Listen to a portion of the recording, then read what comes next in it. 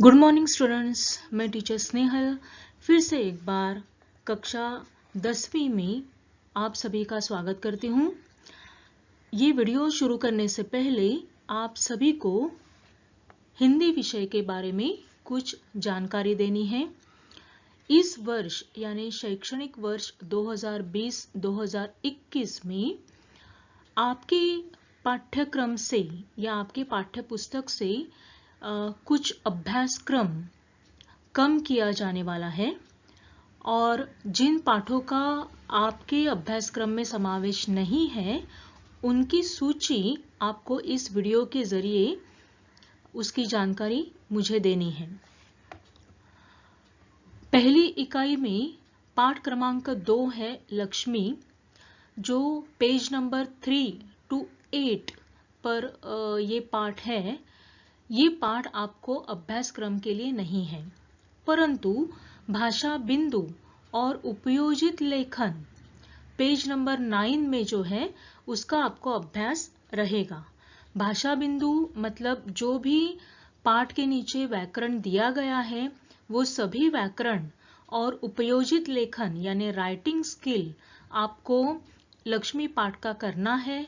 बाकी पाठ और पाठ से संबंधित प्रश्न आपको नहीं करने हैं। पाठ क्रमांक 5 गोवा जैसा मैंने देखा, जो कि पेज नंबर 18 to 22 पर है, वो आपको अभ्यास में नहीं है, परंतु भाषा बिंदु जो पेज नंबर 23 और उपयोजित लेखन आपको उस पेज पर दिया गया है उसका आपको अभ्यास रहेगा। यानी संज्ञा, विशेषण, सहायक क्रिया, ये भाषा बिंदु में व्याकरण के टॉपिक आए हैं, ये आपको करने हैं, और पत्र लेखन भी आपको अभ्यास में है। लेकिन गोवा जैसा मैंने देखा यह पाठ और उससे संबंधित प्रश्न आपको नहीं आएंगे। दूसरा है पाठ क्रमांक 7 खुला आकाश, जो कि पेज नंबर 27 to 30 है। ये आपको अभ्यास में नहीं है, परंतु भाषा बिंदु जो कि पेज नंबर 31 में दिया गया है इसका आपको अभ्यास रहेगा। इस व्याकरण में संधि विच्छेद और अपठित गद्यांश का एक पैराग्राफ है, ये आपको जरूर रहेगा। अगला है पाठ क्रमांक 11 कृषक गान, वो पेज नंबर 49 to 50 है। ये पाठ आपको अभ्यास में नहीं है। बच्चों, दूसरी इकाई में पाठ क्रमांक 3 है श्रम साधना, पेज नंबर 58 to 63 पर है। ये पाठ आपको अभ्यास में नहीं है, परंतु भाषा बिंदु और उपयोजित लेखन यानी राइटिंग स्किल जो कि पेज नंबर 64 पर है वो आपको करना है। यानी मुहावरे और कहानी लेखन आपको अभ्यास में रहेगा। पाठ क्रमांक 8 जो है अपनी गंध नहीं बेचूंगा, ये कविता आपको पेज नंबर 80 to 81 पर दी गई है, ये भी आपको अभ्यास में नहीं है। बच्चों, इसका अर्थ यह होता है कि उपर्युक्त पाठ और कविताएं आपको अभ्यास में नहीं है, लेकिन उनके अंत में जो भी व्याकरण और उपयोजित लेखन यानी राइटिंग स्किल रहेगा उसका आपको अभ्यास करना जरूरी है।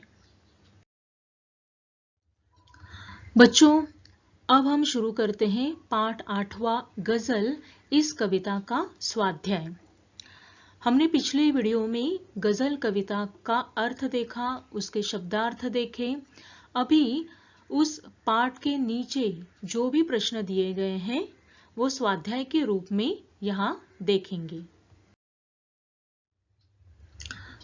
आइए प्रश्न शुरू करते हैं। सूचना के अनुसार कृतियां कीजिए।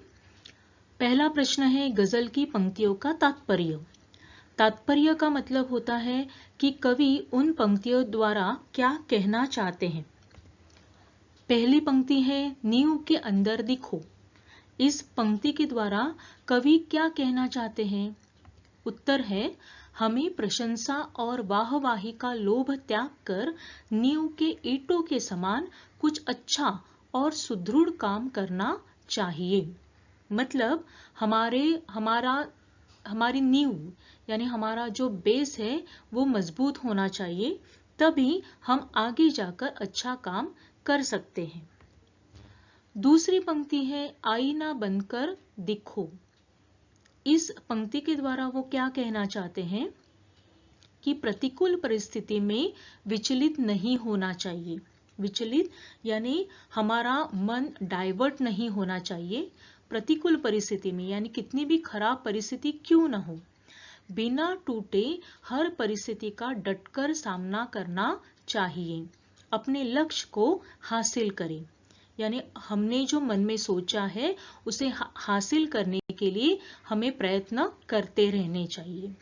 यही कवि इन पंक्तियों द्वारा कहना चाहते हैं। बच्चों, हमारा दूसरा प्रश्न है, कृति पूर्ण कीजिए। वो प्रश्न में दिया गया है मनुष्य से अपेक्षाएं, यानी कवि ने कविता में मनुष्य से कुछ अपेक्षाएं, कुछ एक्सपेक्टेशंस रखी हैं। वो अपेक्षाएं कौन कौन सी हैं? एक तो मानवीय गुणों को अपनाना, मानवीय जो अच्छे गुण हैं मानव के अंदर उनको अपनाना चाहिए। और दूसरी अपेक्षा की है कवि ने कि निराश और हताश लोगों के मन में आशा की किरण जगाना। ये सबसे महत्वपूर्ण बात है कि जो लोग निराश होते हैं उनके अंदर हमें आशा की किरण जगानी चाहिए, उनको प्रोत्साहित करना चाहिए। यही दो अपेक्षाएं उन्होंने मनुष्य से की हैं।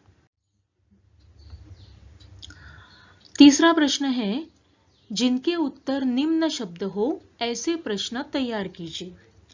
बच्चों, ये प्रश्न आपको ध्यान से सॉल्व करना है, क्योंकि आपको कुछ प्रश्न बनाने हैं, लेकिन उन प्रश्नों के उत्तर जो शब्द आएंगे वो शब्द निम्न शब्द होने चाहिए, यानी जो नीचे दिए गए शब्द हैं वो उसके आंसर होने चाहिए। ऐसे प्रश्न आपको तैयार करने हैं। देखिए, उनमें पहला जो वर्ड है वह है भीड़। अब ऐसा आपको प्रश्न तैयार करना है जिसका उत्तर भीड़ ये शब्द आता है। तो प्रश्न इस प्रकार कुछ होगा, कवि अक्सर किसी शक्ल को कहाँ देखना चाहता है? उसका उत्तर है भीड़ में। दूसरा हमारा शब्द है जुगनू, जिससे संबंधित प्रश्न तैयार होगा, वक्त की धुंध में साथ रहने को किसने कहा? जिसका उत्तर है जुगनू ने। तीसरा वर्ड है तितली, ये हमारा उत्तर है। अब इससे संबंधित हम प्रश्न देखते हैं, कवि खिलते फूल के स्थान पर किसे दिखने को कहता है? उत्तर है तितली।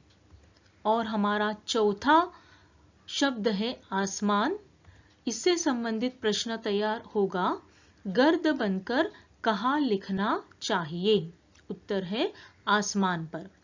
बच्चों, एक बात आपको ध्यान में रखनी है कि ऐसे प्रश्न में आपको ऐसे ही प्रश्न तैयार करने हैं जो कविता से या पाठ से संबंधित हो।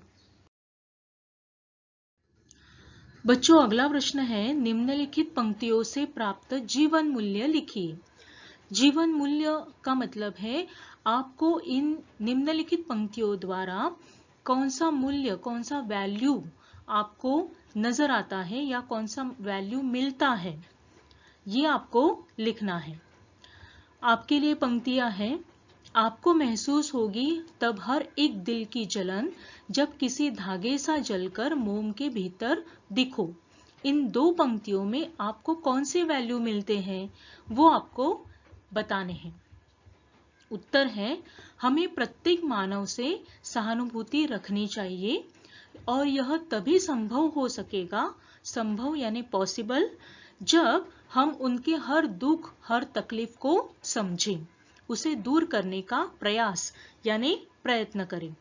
मतलब यहाँ पर हमें मानवता, यह मूल्य या यह एक वैल्यू मिल जाती है। अगली पंक्ति है, कोई ऐसी शक्ल तो मुझको दिखे इस भीड़ में, मैं जिसे देखूं उसी में तुम मुझे अक्सर दिखो। इन दो पंक्तियों द्वारा कौन सा मूल्य हमें मिलता है या कौन सा मूल्य इन दो पंक्तियों में नजर आता है?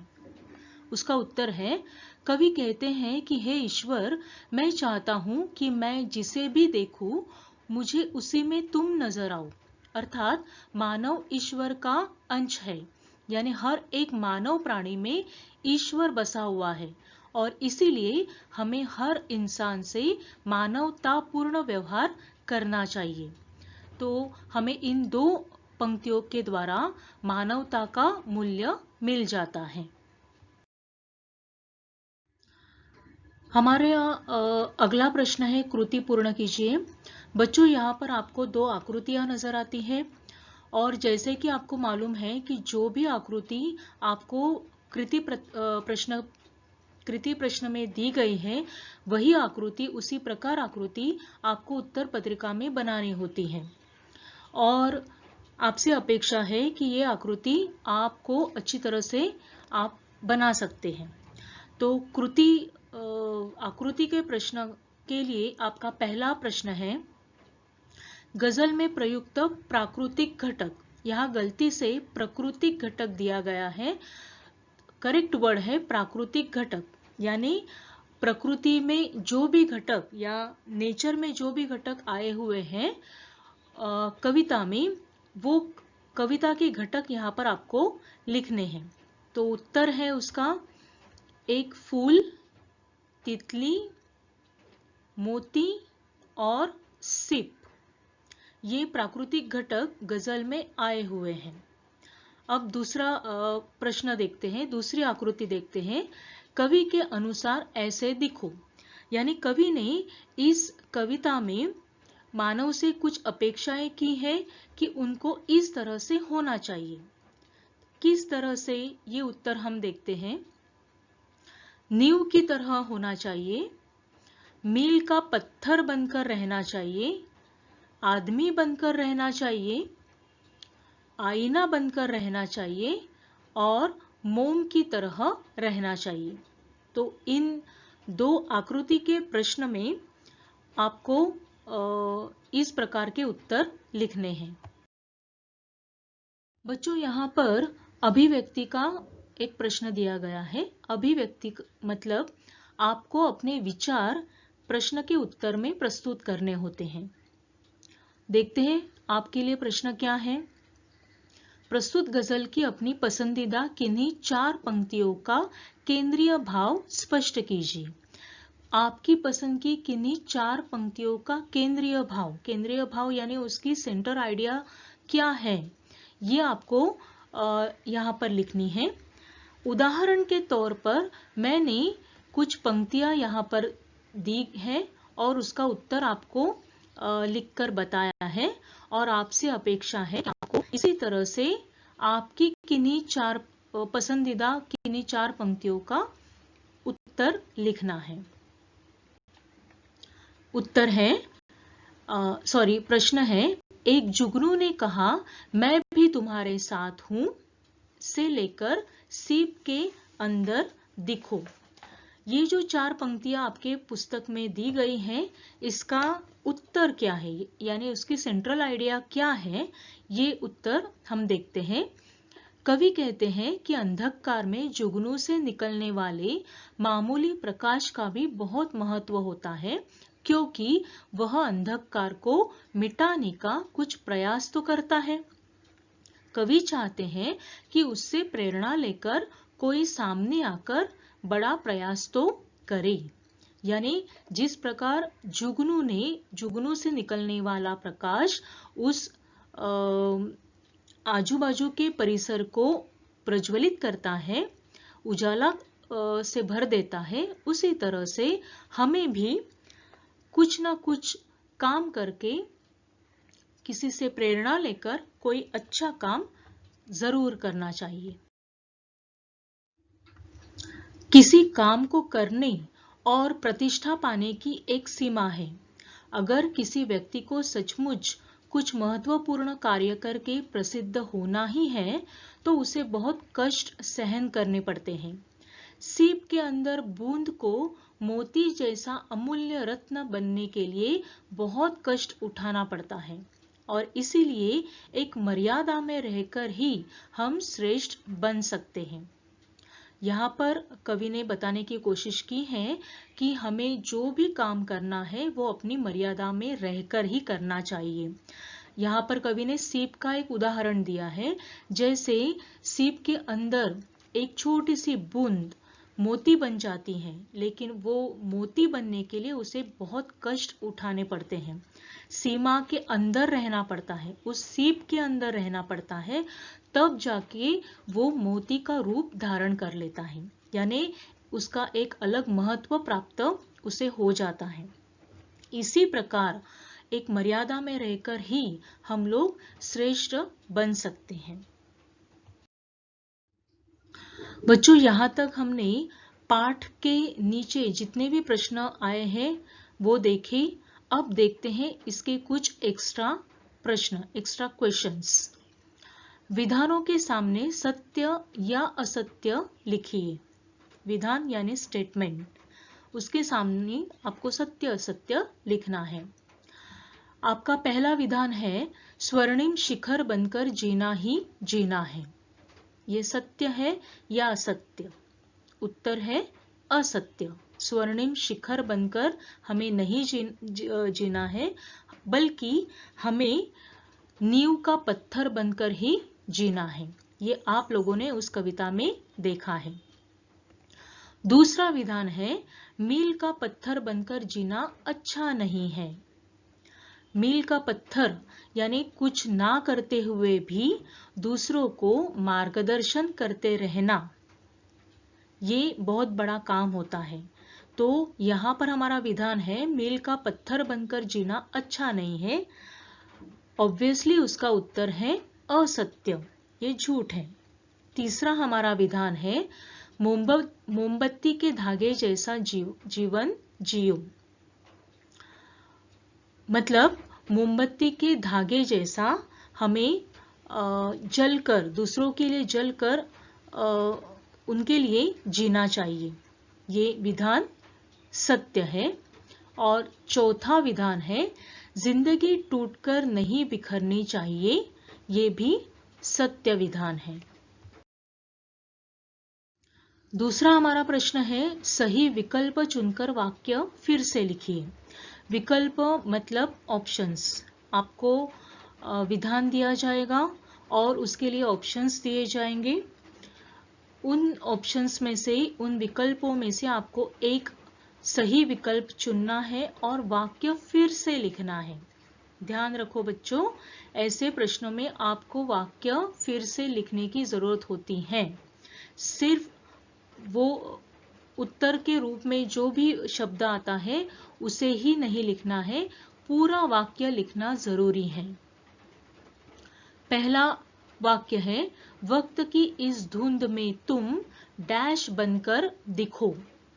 आपके लिए विकल्प है यानी ऑप्शंस है, सितारा, चिराग या रोशनी। आपका सही जवाब है रोशनी। वक्त की इस धुंध में तुम रोशनी बनकर दिखो। दूसरा वाक्य है, हम सभी के लिए एक डैश है। विकल्प इस प्रकार है, दुनिया, मर्यादा या मंच। उत्तर है मर्यादा। हम सभी के लिए एक मर्यादा है।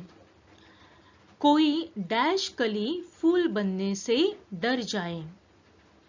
आपके लिए विकल्प है, छोटी, सुंदर या नाजुक। उत्तर है नाजुक। कोई नाजुक कली फूल बनने से डर जाए। और चौथा वाक्य है, कोई ऐसी शक्ल तो मुझको दिखे इस डैश में। विकल्प है, भीड़, संसार या घर। आपका उत्तर है भीड़। कोई ऐसी शक्ल तो मुझको दिखे इस भीड़ में। बच्चों, इस प्रकार इस वीडियो में गजल कविता का स्वाध्याय हमने देखा है। उस पार्ट के नीचे जो भी प्रश्न आए हैं उसे भी हमने देखे हैं, और उसके अलावा जो एक्स्ट्रा क्वेश्चंस हैं उन्हें भी इस वीडियो में मैंने सॉल्व करने की कोशिश की है। ये सभी प्रश्न आपको आपके 100 पेजेस की नोटबुक में लिखना ज़रूरी है। अगर आपके पास वर्कबुक है तो वर्कबुक में भी ये प्रश्न आप लिखो, क्योंकि इससे आपकी प्रैक्टिस हो जाएगी। अगर वर्कबुक नहीं है तो भी कोई बात नहीं, 100 पेजेस की बुक में आपको इसे लिखना है। मैं आशा करती हूँ कि ये वीडियो आपको पसंद आ गया होगा। सारे प्रश्नों के उत्तर आपको इस वीडियो में मिल गए होंगे। धन्यवाद।